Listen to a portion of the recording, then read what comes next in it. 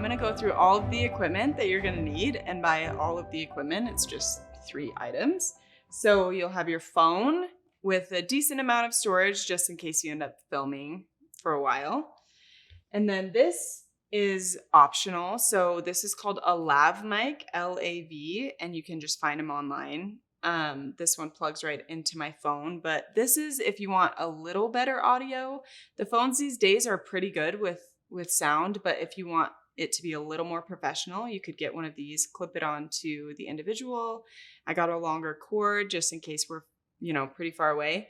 So there's that. And then this is a smartphone tripod, so you can just plop your phone right in there. This makes sure that the footage is steady because you don't want to hold your phone the whole time. You can just set it up. You can do it vertically, horizontally, and yeah, just makes for a good interview. I'm going to share some tips now to help you feel comfortable with the interview process.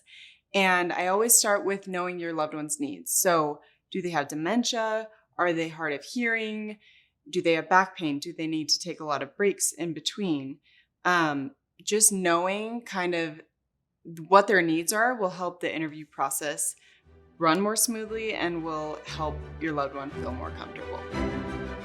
So you might feel a little bit nervous, just as they might feel nervous, but they're going to mirror your countenance. So when you knock on the door or head over there, just act confident and calm, make them feel comfortable, and then they'll feel safe opening up.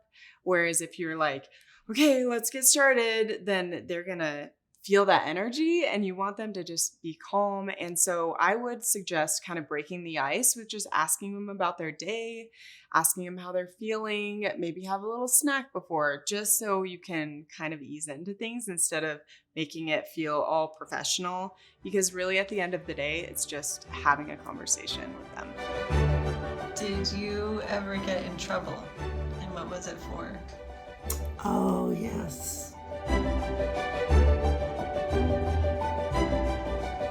When I was in 4th or 5th grade, probably 5th grade, Christmas, I wanted to get my first shoes that didn't have to lace up.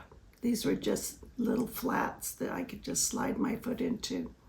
Because I had real skinny feet and my ankles rolled in, I had to wear corrective shoes all my growing up years.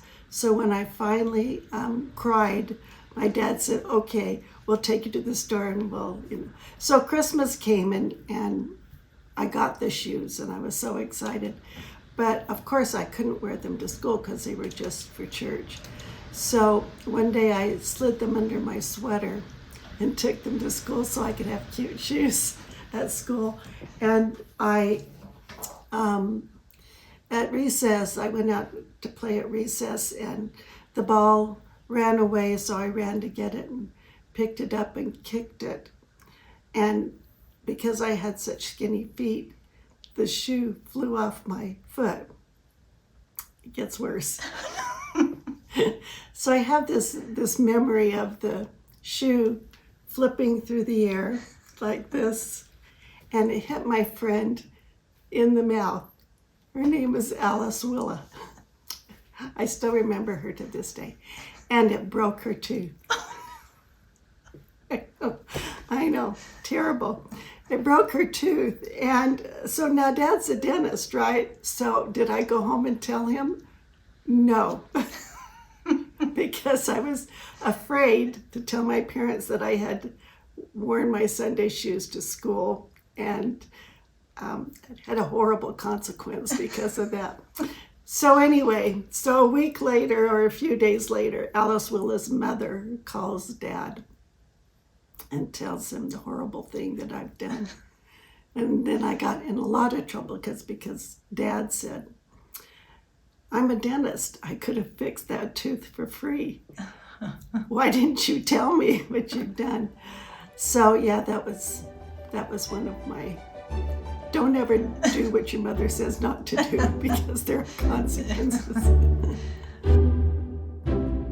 If you haven't yet set a date to film your loved one's life story, maybe just call them, see if they would be on board to do something like this, give them the questionnaire, ask them if you could just run through those with them, and then you can set a date to start filming, and then it will be done.